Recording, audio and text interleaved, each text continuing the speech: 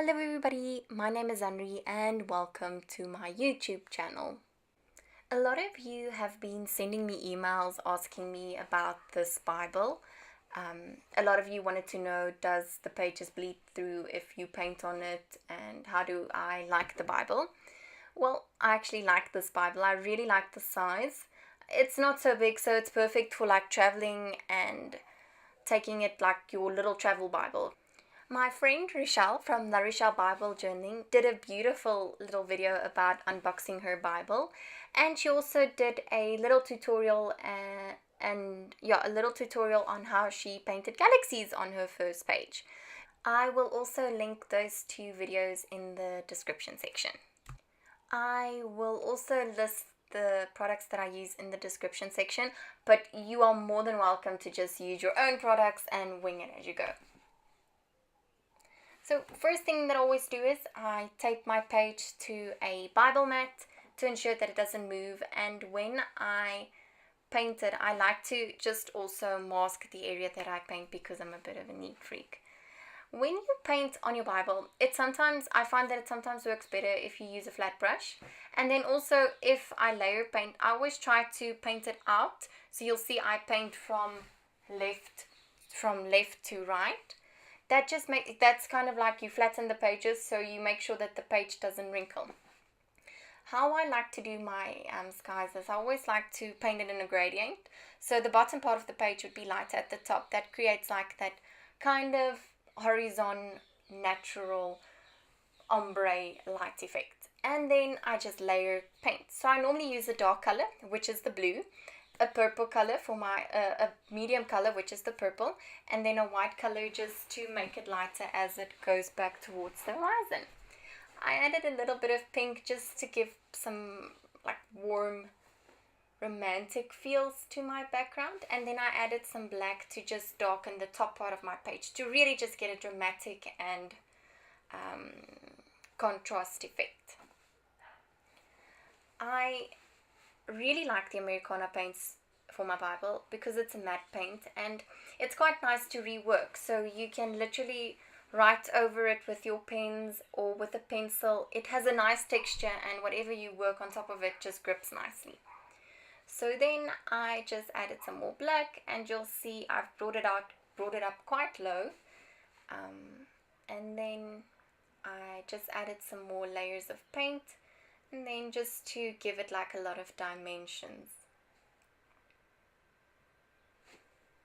After your page is dry, you can use another Bible mat and a toothbrush and some white ink to just create some stars.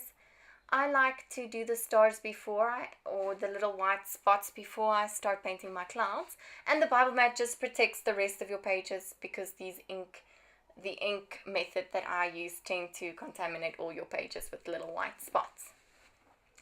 So once it's dry, you can just use any normal brush. I think I used the size 8 brush and some white paint to do my clouds.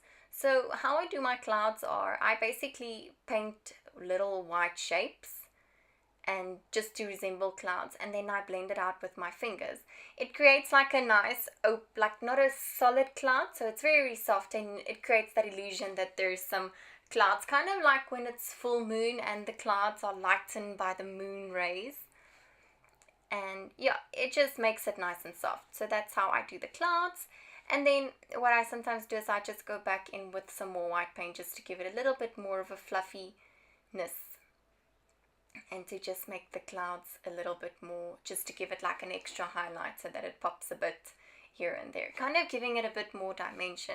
I think with this, it's okay if you overpaint, and you can always just paint it again and again and again if you make a mistake. So there is no wrong with it. And then I just try to break the symmetry of the clouds by adding a random cloud here and there to make it not look so symmetrical and make it look more organic. So then I removed the washi tape once it dried.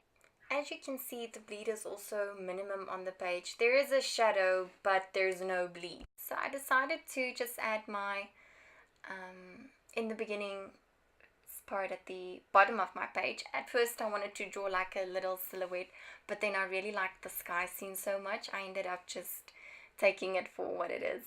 And just going with it. I think that's what we all need to remember. Like, it's not about how well you paint with it, and if you make a mistake, you can always just work around it.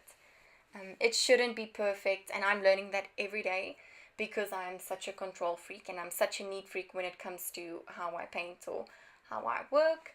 So then I just used this was a triangle, but you can use a ruler. I couldn't find my ruler, and an HB pencil to draw your lines. Again, I'm a terrible control neat freak, so I like my lettering to be pre-planned before I go with the pen. I wish that I can just do the lettering by just doing it, but I'm not so much confident yet in lettering. And then I just sit in the beginning, and I thought afterwards God created ... And I used a Faber-Castell Pitt Artist pen, a size S, and okay, that's an XXS, which is the extra super fine nib. It's tiny, but it's very nice, and you can really write nice and fine, what do you call it, script, print, I think that's print, or like just letters. You can write fine with it. And I really like the Faber-Castell Pitt Artist pens. I must say that if there is one thing that you need to invest in, it's a good pen in your Bible, because even if you don't have paint, you can still doodle in your Bible and you can still write in your Bible. And I find that the Faber-Castell Pitt Artist pens, they don't bleed through, they don't fade, you can paint over it. It basically writes on any surface. It's really just a good pen to have. Like, if you don't have any journaling stuff and you want to start invest in a good pen. They have a very wide range of pens, but these ones are basically a good all-round pen to have. So that is my little galaxy painting. A side note, whenever I read the beginning of Genesis, I'm always like, I always think like, in the beginning God created the earth. It's the perfect opening to any story.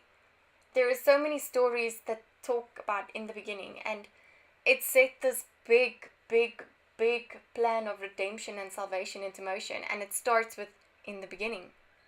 And that's why whenever I get sidetracked, I always go back to the beginning and always remember what it's about, who it's about. And when you Bible journal, that's what you should remember. It's not about the paints that you have. It's not about the pens that you have. It's about Jesus. It's solely 100% about Jesus. Thank you for watching. I hope you enjoyed this video. If you did, like it. And if you want to, subscribe. But I hope you have a wonderful day. Till next time. Bye-bye.